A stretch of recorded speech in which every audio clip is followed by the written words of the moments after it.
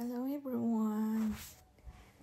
Ito pala yung mga video ko during winter na na-remove dahil sa copyright match.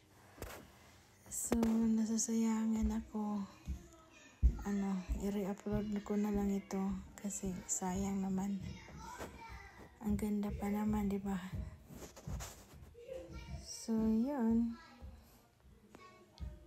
Ingat-ingat din kasi tayo sa paggamit ng audio kasi noon ginagamit ko lang yung mga trending na audio tapos di ko alam na ganun din pala mag-copyright din. So yun guys, thanks for watching, bye.